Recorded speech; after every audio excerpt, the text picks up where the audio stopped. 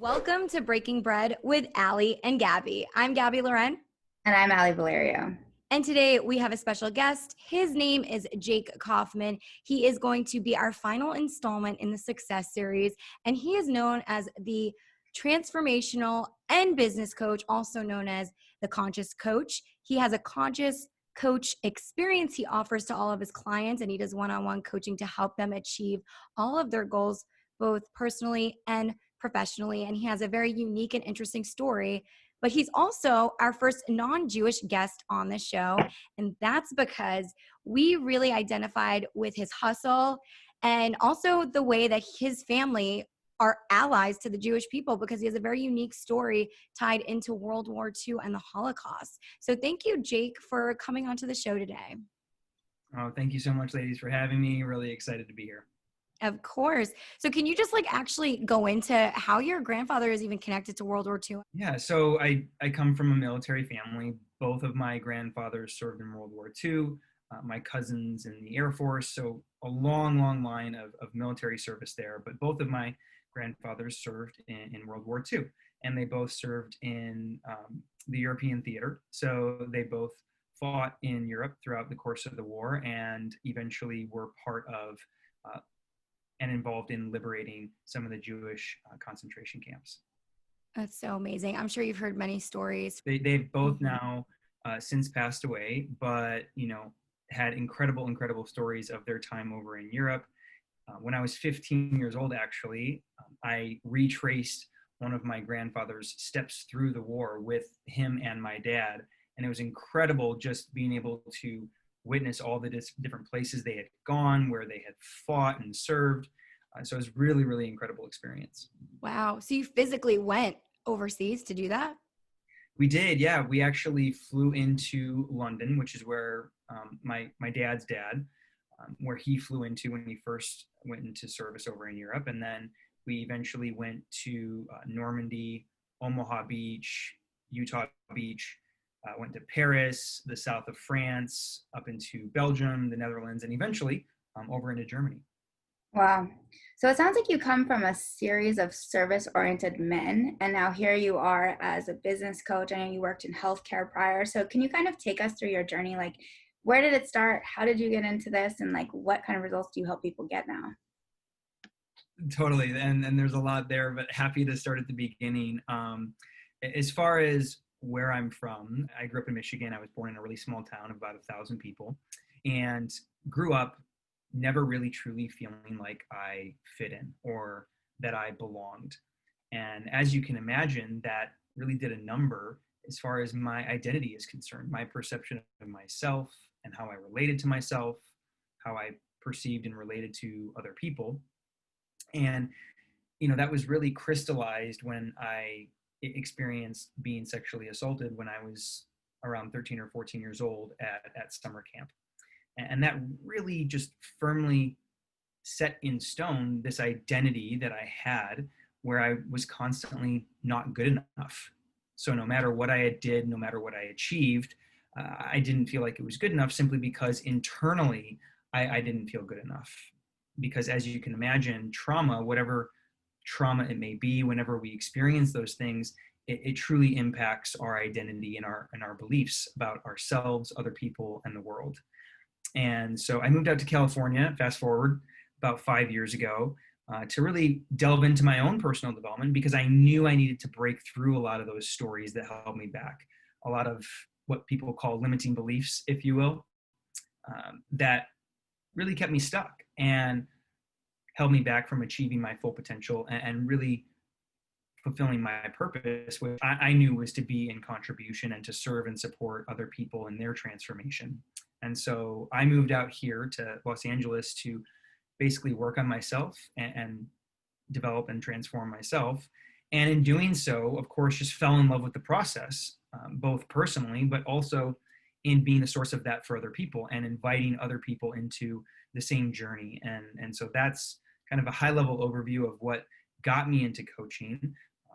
So I now look at my abuse and what I experienced then as the source of my gift, because it gave me this compassion, this empathy for other people, to help them, to support them in becoming the best version of themselves. And I think that's really where transformation takes place, is when we move from pain into perspective, right? When we move from seeing what has happened to us in the past as the source of our pain, and then we move and we shift our perspective around that to then seeing it as a key part of us fulfilling our purpose and then sharing that with other people. I know you spoke a little bit about your timeline after that abuse occurred.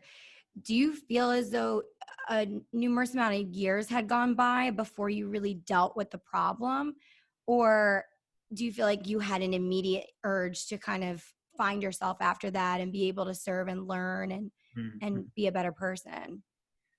This is a great question. So the answer is no, I didn't face it immediately. I didn't address it immediately. In fact, it took me the better part of 15 years until I finally acknowledged and came into recognition of what actually happened and what that experience was, and labeled it as abuse, as assault. And to answer your question from earlier, Alie, around like what are some tips that I would have for the listeners or my clients who are looking to get results fast, it would truly be addressing the things that you're avoiding, right? Because I think we can agree we all have things that we avoid, things that are painful, uncomfortable, whether it be a specific relationship or dealing with a certain situation that's happened to us. The egoic tendency is to want to avoid those things because they're uncomfortable or painful. And that's really where our growth is. I truly believe that if we avoid things that are uncomfortable to us, then growth avoids us.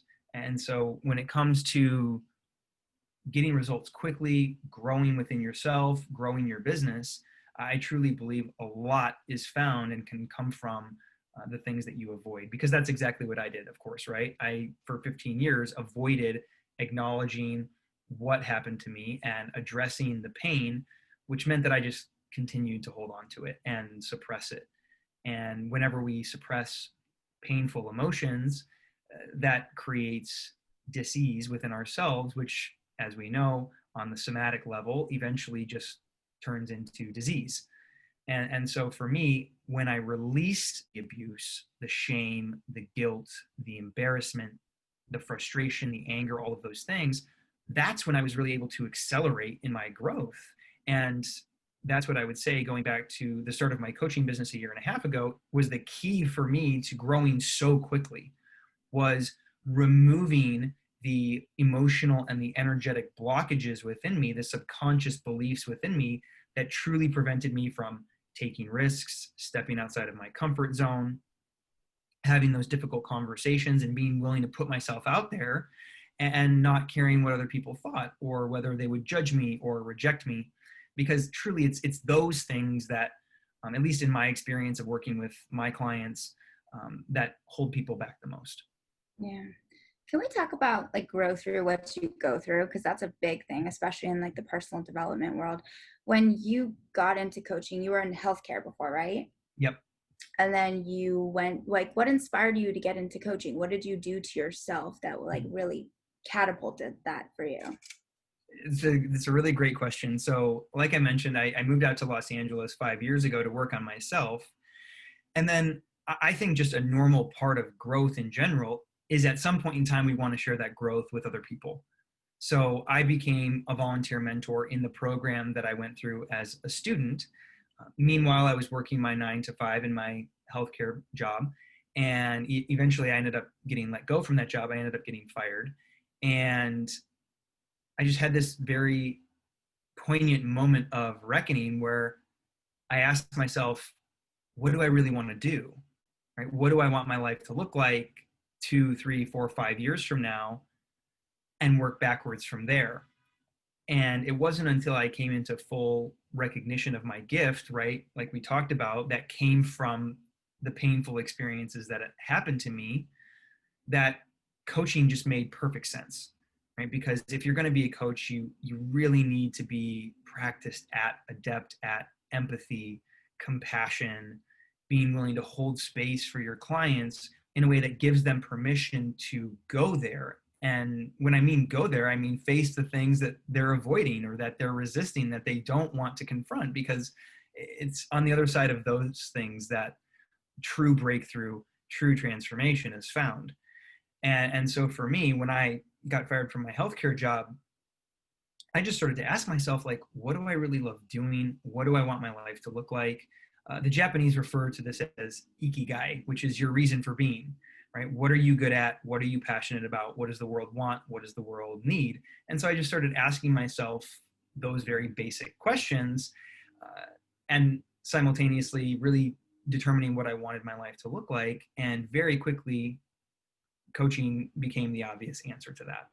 Is there any specific type of work that you did that you can share to better yourself, to get you to this space where you were able and capable to coach other people?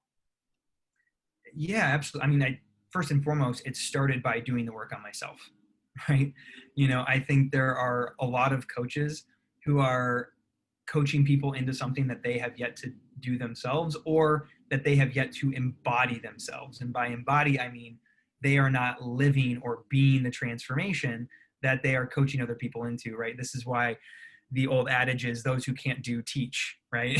It's unfortunate, but it's very true. You have all of these teachers. You take finance for example. Like, I feel like there are so many people teaching finance or accounting that aren't actually rich themselves, right? So how do you trust these people? No, I'm just kidding. It's We'll a get to great that next. question. Yeah. And I think that's where, like, doing your due diligence and researching, what you're investing into, whether it's a coach or whether it's a workshop or, Alie, we had this conversation about Tony Robbins, right? Clearly, Tony Robbins is an incredible example of somebody who is living the work, being the work, and his results show for it, right? He's been doing this for 30, 40 years now. He's had multiple best-selling books. He's constantly selling out live events and being the source of transformation for thousands, if not millions, of people across the world. He's truly the embodiment of the work that he's coaching other people into. What does that mean? You're like, you got to do the work. Like, people say this all the time, do the work, do the work. What does that mean? Mm-hmm. Where did you start? How do you know what that means? Do you go Like, to what was the work for you? Yeah. I guess is the question. What kind of work did you specifically do? Did you journal? Did you go on a retreat? What kind of internal stuff were you working on? Great questions. I mean, in terms of modalities, I've basically done all of them.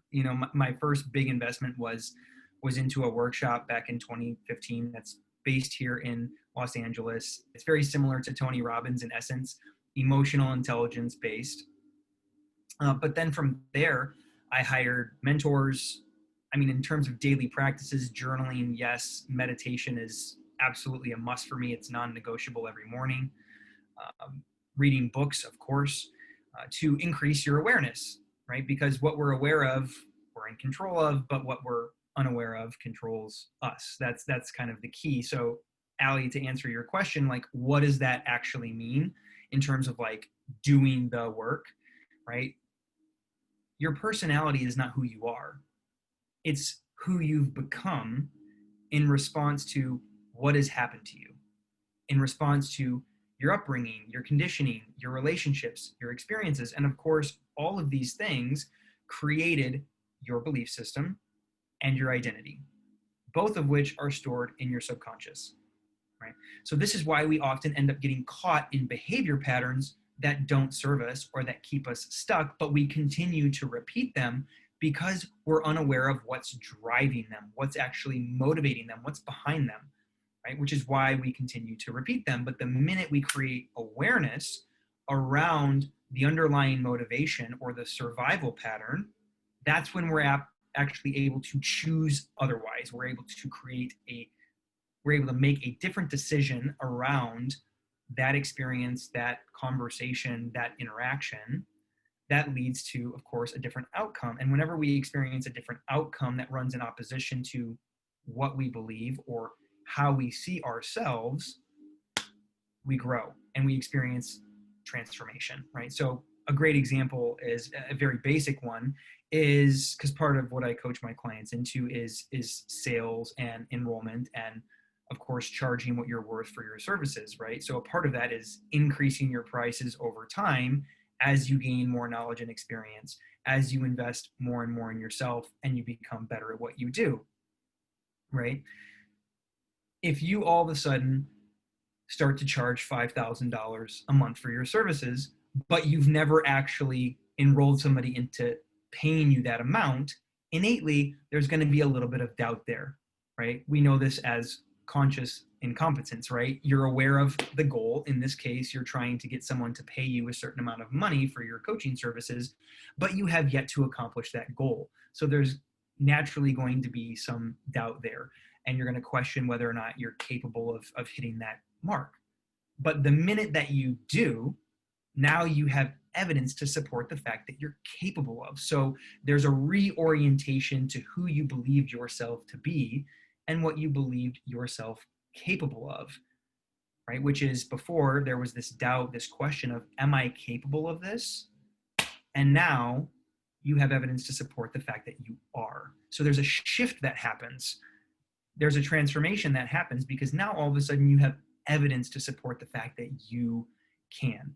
And this is the beauty of life and growth in general, right? Is believing yourself capable of accomplishing something that you have yet to achieve, and then achieving it and realizing that you are so much more capable than you once believed yourself to be.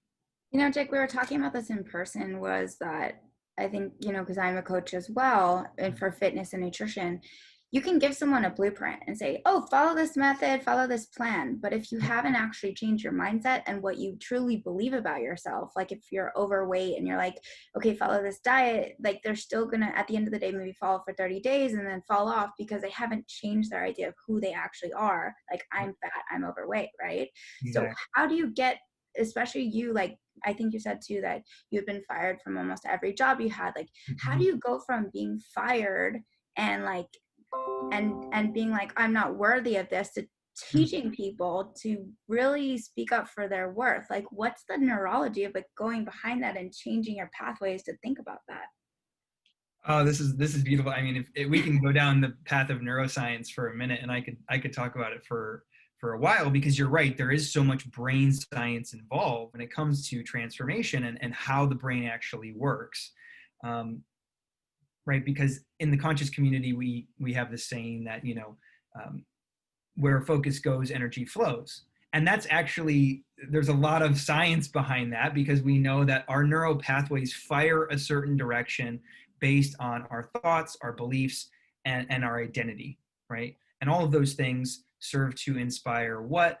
Our actions and our decisions, which is then responsible for all of our results. So if your neural pathways are firing the same direction in terms of what you believe, right? So if I'm not worthy, and that's the thought, and that thought is repeating insofar that it eventually becomes a belief, and by belief, right, beliefs are by virtue that which is true, right? But we institute a new behavior and our neural pathways are still firing in that same direction, it's kind of like sticking a round peg in a square hole.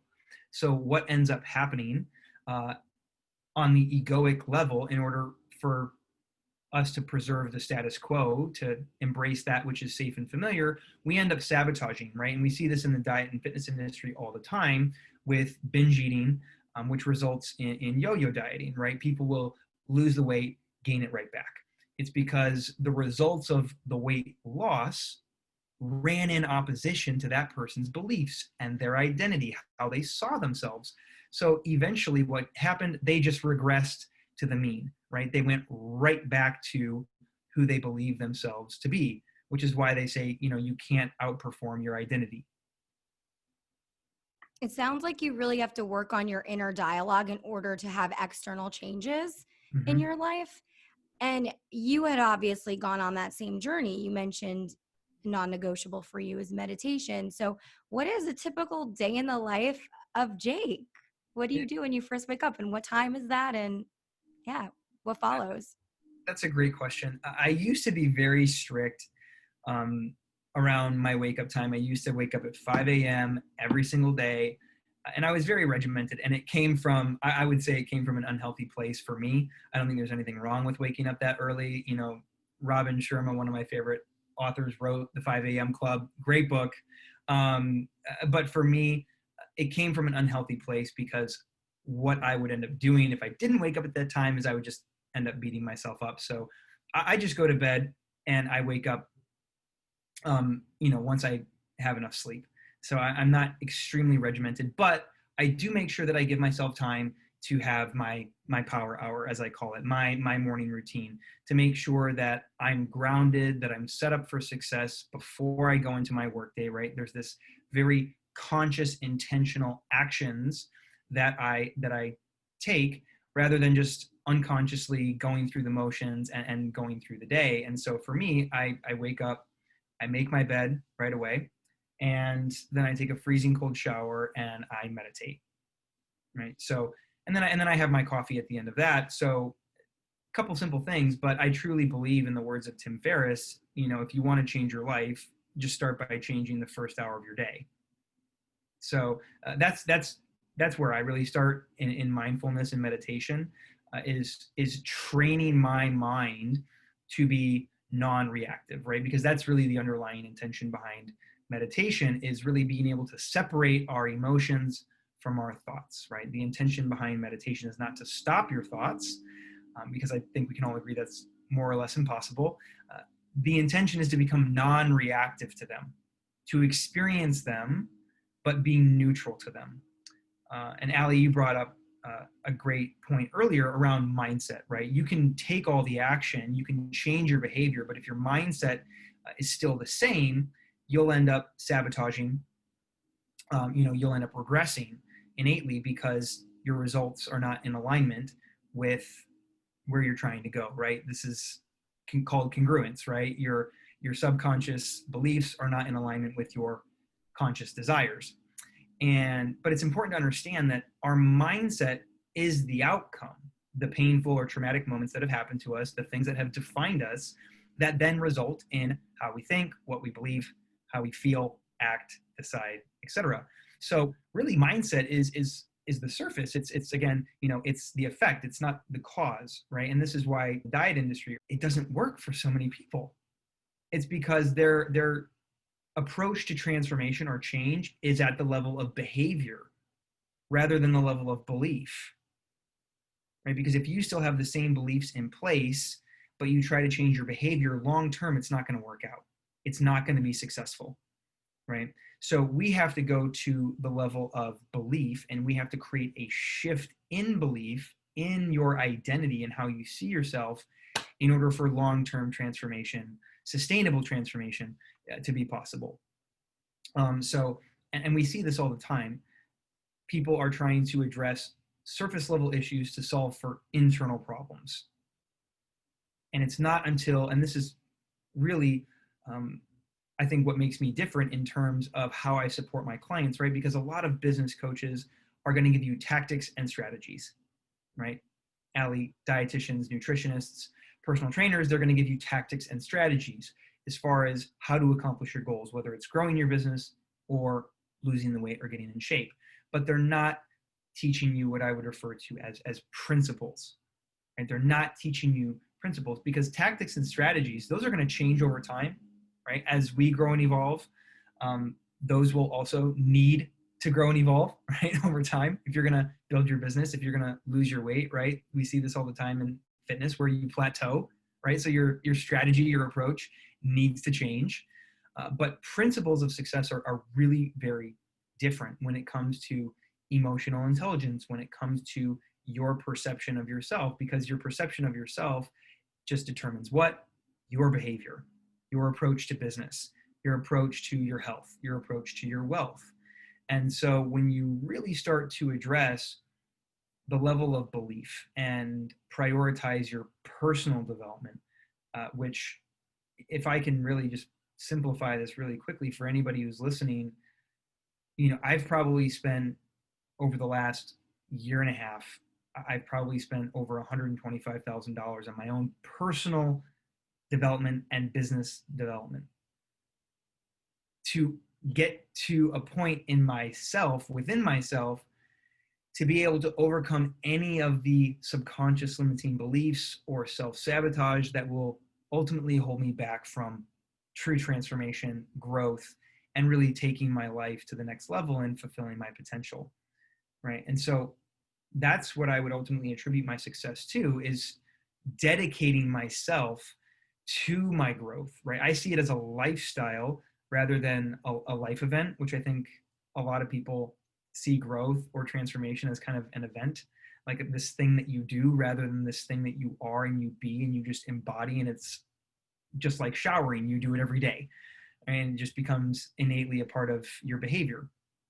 I think people see it all too often as like a life event, like, oh, I went to that workshop, 3 years ago or however long ago, not realizing that transformation and growth within ourselves, it's just like a muscle. If you don't use it, Exactly. I was just gonna say, it's just like working out. Like if you can't work out one day, you're like, I'm fit. Like you have to work out like a few times a week to like maintain that momentum. Absolutely. And I love the fitness examples because it's so tangible, right? Because people who compete, for example, it takes them years and years of consistent dedication and commitment to work themselves into the shape that they need to be in order to get there, right? But the unfortunate thing about that is your external results do not necessarily change how you see yourself. Notice I said not necessarily, because obviously, if you look better, you're probably going to feel a little bit better and you're going to do better. But how many times is people's fitness journeys motivated and inspired by overcoming their insecurities rather than the desire to be healthy and fit and have more energy and thrive? It's to overcome this deep-seated insecurity of how they see themselves, and so they work so hard to transform their bodies, and then they finally do. Everything's changed on the outside, but nothing has changed on the inside, right? So even though they are in incredible shape, they're still dealing with the deeper subconscious insecurities, limiting beliefs that cause them to have those insecurities in the first place. And I think many people are also scared to invest in themselves. So what would you say to those people, and how do you get them to realize that this could be a positive investment for their future? Yeah, That's one of the hardest objections. That's such a good question, Gabby. totally. And I think it's worth pointing out, I think this comes down to two primary things. One is whether you operate from a growth mindset or a fixed mindset, right? A growth mindset, somebody who is growth minded, is very quick to invest in themselves because they realize one of the fastest ways to grow, whether it's personally, professionally, it doesn't matter, is to invest in someone who has already achieved what you are looking to achieve, right? Because what are you paying them for? You're paying them to teach you all of the lessons that they spent years learning, all of the mistakes that they incurred that you now get to avoid because of their insight, their expertise, what they've gone through, right? So someone who's growth minded is really quick to invest in themselves, right? And they know that investing in money is just that. Investment in coaching is just that. It's an investment, right? So there's a return on your investment, right? If you invest in yourself or in your business, it's more likely than not going to create a return for you. A fixed mindset, on the other hand, looks to, right, operate from comfort, maintain the status quo. It's in the energy of prevention, right? I want to hold on to what's mine. I want to keep what's mine. And that energy, of course, creates a very specific set of behavior patterns, right? So someone is not going to invest in their growth. They're not going to take risks or step outside of their comfort zone for the sake of achieving their dreams or what they're capable of. Whereas a growth mindset person is going to be very quick to invest in themselves. They're going to fundamentally understand that there's a return on their investment there. And then the other thing in terms of, getting people to invest in themselves, knowing how the ego fundamentally works, right? The ego, and I don't mean arrogance when I say ego, I mean the self-protective mechanism within us that's ultimately bent on our survival. Its underlying intention is to do what? Keep you in your comfort zone. So it wants to pull you away from growth. So just know that when it comes to investing in yourself, it's gonna be uncomfortable. It ought to be uncomfortable, right? But your ego is going to come up with all of the reasons that you shouldn't, right? And it's going to trigger all of your limiting beliefs that, of course, come from where? Your identity, your experiences of the past, what has happened to you. And that's, of course, going to manifest itself in the form of resistance. You're going to hesitate to invest in yourself. You're going to procrastinate, give into perfectionism. Am I ready? Do I have what it takes? Am I worthy of this? And all of those are simply self-protective mechanisms that your ego uses to pull you away from growth, to prevent you from investing in yourself and taking the action and making the decisions that you need to grow. I think the biggest misconception that we hear all the time is that you might be able to grow without discomfort and to have ease in life, but really the darkest moments in our life bring forth the light. So I love that you just brought this up and everything you just said prior, because I think it's really important to understand through this pain, we can truly be our best self. I think that's a really good point. And I would also challenge those people that say, without discomfort, we can't experience growth, because we know that all growth happens where it happens outside of your comfort zone. Jake, I want to ask you a few questions about the ego, because my background is also in psychology. We are a Jewish podcast, so we talk about ego. A lot of people who are like rabbis or like Kabbalists, they say ego is edging God out. So how do you go from like having this protective mechanism that we all have inside of us to kind of stepping back a little bit and like deconstructing it and kind of recognizing, okay, it's there and it's there to protect me, but I want to move forward in my business. I want to move forward in my relationship. So many people are just so caught up in that shield. Yep. How do you break it down for them? Yeah, it's really interesting. I've never heard that said before, that ego is edging God out. I mean, I would say regardless of the language that you use, whether it's your ego, your sinful nature, whatever it is, regardless of whether we're talking religion or the laws of the universe, it's all the same. It's just language. That's all it is. Like, we know from modern psychology that our consciousness is broken down into different parts, right? The id, the ego, the superego, right? We know this. So I would really challenge those people who say that ego is edging God out, because again, he even talks about this in scripture, in the Bible, where he talks about the sinful nature, right? That's a theme that comes up time and time again. I think a part of that, Jake, is that when you allow your ego to step in, you're not trusting God. You're saying, I don't trust you. I don't trust this process. I'm going to protect myself. Got it. And in Judaism, we call it emunah, like having faith. Got it. Okay, I totally misinterpreted your statement. So thank you for making that distinction. I would agree with them in that case, because ego relies on certain things to control you. Right? So let's just talk about a few of what those things are. Fear, doubt, worry, anxiousness, scarcity, making decisions from the space of your current circumstances, what you can see, touch, and feel, right? Rather than having what you mentioned, right? Which is faith, right? So when it comes to God, or when it comes to your relationship with yourself, when it comes to growth and transformation and evolution, whether it's spiritual, emotional, mental, or otherwise, that requires that you operate from a very completely different space, right? It requires that you operate from what you see possible for yourself: abundance, faith, belief, trust, commitment, things like that. So all of those things result in a very different energy, right? If you are showing up in fear, you're going to hesitate. You're going to hold back. You're going to withhold. If you show up in faith, you're going to take risks. You're going to operate from this sense of belief and confidence within yourself that regardless of the outcome, in the end, you're going to be okay. So I think that's so valuable, what you just said, especially when you think that faith and fear really have the same thing in common. They both require that you believe in something that you can't even see.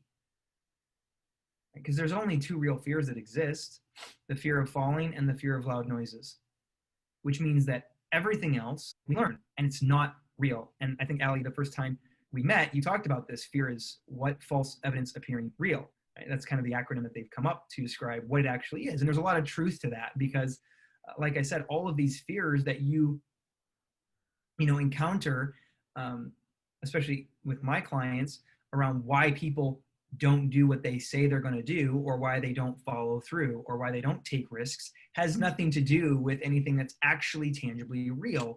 It's all them bringing pain from the past into the present moment. Fear as a result of the past into the present moment that causes them to withhold, to not move forward, to not take risks, to not step outside of their comfort zone. And so that's so important to understand, especially if you are looking to grow and take intentional steps towards growth, is understanding that resistance and fear is natural. It's a part of it. That means you're on the right track. So I would argue that fear is really just a compass telling you where you get to go in your growth. Funny you brought that up because I was actually just about to say the same thing. I think we all innately experience fear regularly and experience ego and inner dialogue that's negative regularly, as you've mentioned before, because it's keeping us in this defense mode, safety mode to protect us. However, it's very important to do the work. For me, something that's, working very well is working through this, creating a new inner dialogue, reinforcement, writing things down, journaling, meditating. Meditating's huge, having clarity. And then the next best thing is to actually hire a transformational coach like yourself. So what got you into actually creating your website and your business? How did that next step start and initiate? And what were some of the things you ran into when you were building out your website to, apply to clients that you'd have potentially in the future? Great question, Gabby. Thank you so much. And I think it really goes back to understanding that tactics, principles, strategy do not ultimately lead to fulfillment. Right?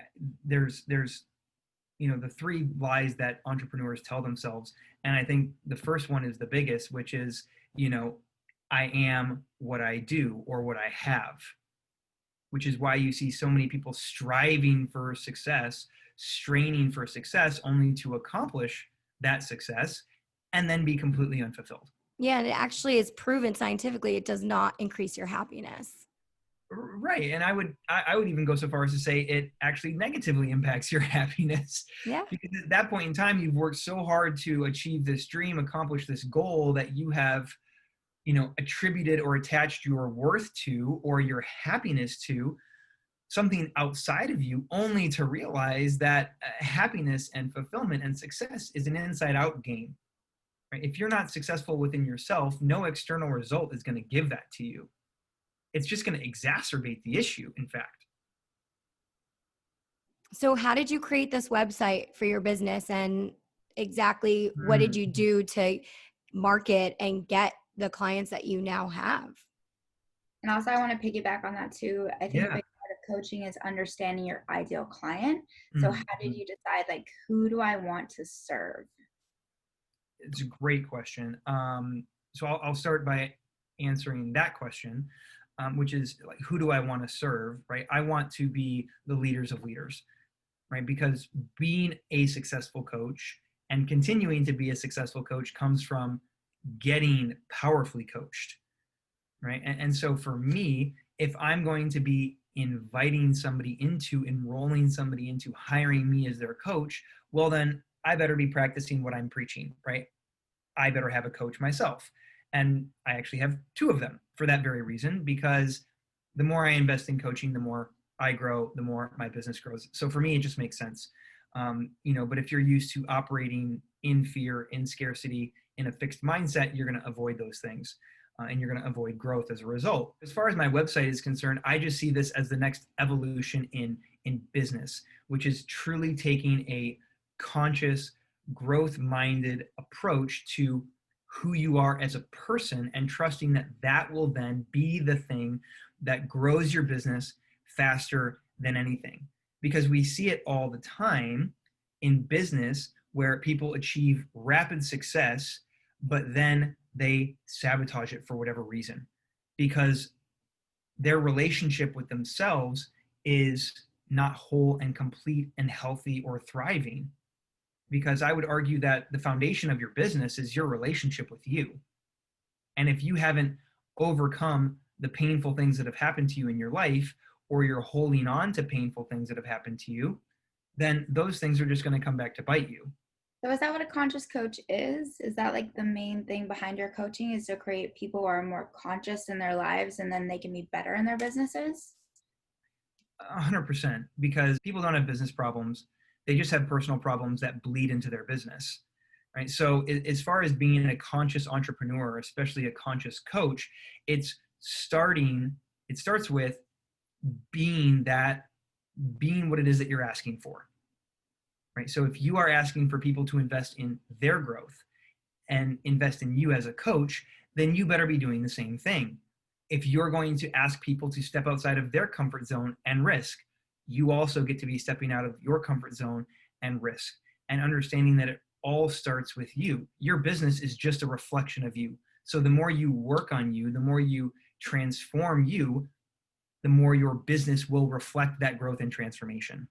Now, for aspiring entrepreneurs who want to do something similar, or any business, and create a platform to get clients, what would you say is your key to success? What really has helped you bring in the exact client that's looking for what you're offering?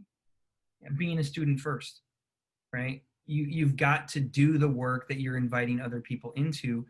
Otherwise, you're not going to attract clients that want to work with you, because you are not an energetic match vibrationally for the thing that you are trying to create. It's kind of like if I were seeking to create an adventurous, exciting relationship, but I myself am not adventurous or exciting as a person, right? I'm not being what I'm trying to create. I'm not being what it is that I'm asking for.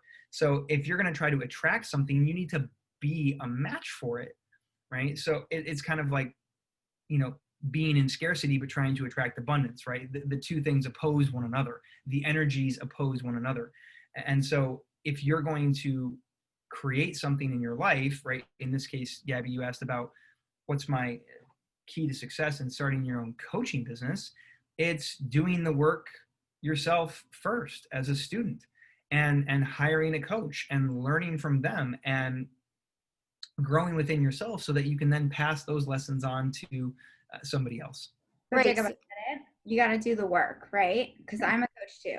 But you can do all the work you want, and you could be like, I'm doing the work, I'm so spiritual, I know everything. But like, people aren't just going to come to you. That's not how it works. How do you market yourself? Do you meet people in person? Do you go on social media? Do you do it through your website? Do you have how do you sculpt your offer? Like, how do you attract your ideal client? I think it starts with clarity, knowing who you serve and how you serve them. Yeah, it starts with knowing who you serve and how you serve them, because that's going to ultimately determine your message. And of course, your message directly impacts your marketing. So for those who are listening, the majority of my clients come from the online space. I do meet some of my clients in person and do on-site visits and VIP one-on-ones in person, but the vast majority of my coaching is done remotely, is done over a webinar. So I'm constantly posting my message and marketing to, Alie, you coined the term ideal client. I'm constantly speaking to that person, marketing to that person in my posts, in my content, in a way that causes them to resonate with my message and reach out to me as the solution to their problems or their challenges, or getting to where they want to go, which in most cases is a thriving, successful business. Yeah. So marketing is of course key. And I guess it would be also great to, if you're creating a business, look into that, or have a coach teach you on the best ways in which to market your business to your ideal client. How has COVID negatively or positively impacted your business during this time? Oh, that's a great question. I'd be hard pressed to think of ways that it's negatively impacted it, because my business has probably tripled since COVID, actually, if not more. I've hired 4 employees since COVID started. So I went from, being your atypical solopreneur online coach to now having 4 employees work underneath me. So if anything, it's grown the business incrementally because now more than ever people are wanting to know how they can achieve financial independence for themselves online, right? Because you don't need to be in person, because so much of what COVID has impacted is in-person business, right? Middle class and small businesses. And so being online completely removes the need for that. And so more than ever, people are looking for ways or searching for ways for people to teach them how to create an online business that not just gives them, location independence, but also, financial freedom. And so it's really had people reach out to me to want to learn how I created success in my business and how I continue to create success in my business as I grow and scale. Do you mostly teach coaches how to grow their businesses, or who do you teach? That is the vast majority of my business. Yes, I do have a couple of corporate clients where I work with their team on corporate development, but the vast majority of my clients are online coaches and consultants. I would say roughly 90%. What inspires you to do this? Transformation, fulfilling my potential. I truly believe that God has given us more potential than we'll ever be able to realize in this lifetime, and it's up to us to spend as much of our lifetime as possible living up to that potential. And so for me, like constantly reaching for and pursuing that next level in my growth to support other people is what I truly get excited about. I often joke that I get way more out of seeing my clients win than, when I see my business win. So it just lights me up in seeing other people win and grow and reach new heights that they never thought possible. Wow. Do you have any examples of clients you've helped reach success in the recent years? Yeah, I mean, I have many examples. Give us one of your favorites. Ooh, my favorites. I would have to give the nod to my dear client M. Haas. She used to be a fitness coach, a personal trainer to single female entrepreneurs who are also mothers. Her business used to be called Fit Mompreneur, actually. And when we started working together, I think she was roughly doing around $9,000 a month in business, serving female entrepreneurs who are mothers. And now she's transitioned to coaching business, actually. She's transitioned to coaching other online coaches around their business. And now I would say she's doing anywhere from, $50,000 to $75,000 a month. But she is doing it in a way where she is serving her clients at a much deeper level that goes far beyond seeing them succeed financially and thrive financially. She is, seeing them grow in terms of their relationships, the quality of their relationships, both with themselves and with other people. So the impact and the effects, the outcome are so much broader and extend so much further than just their results in business, which is really what lights me up. Because, as we talked about earlier, you can achieve incredible financial success in your business, but if you're ultimately not fulfilled, or if your relationships are not healthy and thriving and abundant, then what good is the financial reward? Yeah, and I also feel like at some point those finances and the abundance will come to its max point if you're not consistently working on yourself. So it's in my belief and in faith that when you are working to be your best self and serving others, you are creating more abundance, because when you give, you're ultimately receiving, even if you don't understand that you're doing that, because it's a law of attraction. Yeah, 100%. I mean, we all have an upper limit, right? Gay Hendricks talks about this at length in his book, The Big Leap, which is incredible. If you've never read it, I would highly encourage you pick it up. But he talks about our upper limit, and our upper limit is just set in place by our current level of conscious awareness, personal development, and healing. And if our results exceed our upper limit, what does our ego try to do? It tries to bring us back down below it, and it uses very specific things in order to do that. The number one is sabotage, self-sabotage, right? And one of the examples that I love that he uses is lottery winner syndrome. You know, I think it's like over 70% of lottery winners end up going broke within like 18 months to 2 years after having won all of this money because their results far exceeded their level of conscious awareness, personal development, and healing. And so, what did their ego need to do in that moment in order to bring them back down in alignment with their current level of conscious awareness, personal development, and healing? It needed to sabotage. And so, of course, they end up spending the money frivolously and just giving it away. And people end up taking advantage of them because they don't set, healthy boundaries. And, they ultimately end up going right back to where they were financially speaking before they won the lottery, despite having come into all of this abundance overnight.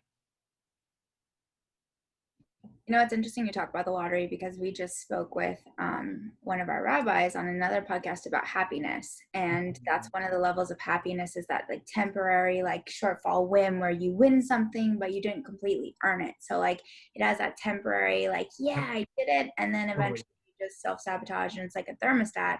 You go back exactly to where you were. And the only ways to actually achieve complete happiness that's like longer lasting is to have a deeper connection with yourself and to have a deeper connection to God and to a higher power. Sure. So that's interesting you talk about the lottery. Jake, it's such a pleasure to have you, and I love your mission. I love like the people you're working with. How do we find you on social media? Like what's your website? Tell us a little bit more about how we can find you after this, and maybe even some projects you're working on. Oh yeah, that'd be great. As far as where to find me, the best place is on Instagram or through my website. My Instagram is just Jacob Kauffman. So my first and last name, Jacob, and then Kauffman. My website is jacobkaufman.com. As far as projects that I'm working on, I'm actually wrapping up my book called Love Me, which is just using the story of my growth to serve and support other people in their own personal growth and evolution, and to really provide them with tangible tools in their own transformation. So that should be done within the next couple of months here. We're aiming for a late fall release, but then just continuing to grow my coaching practice and impact as many people as possible. Amazing. Well, thank you so much, Jake, for making the time. If anybody's interested in, working with Jake, feel free to reach out to him, as I'm sure he'd be happy to take on new clients. And we hope to have you again. Maybe we could talk about a different topic in the future. And if you guys liked this episode, please like and subscribe. Leave us a comment, give us feedback, and we'll see you next time. Thank you so much for tuning in to Breaking Bread with Alie and Gabby. Bye, Love guys. your Jewish girls and Jake.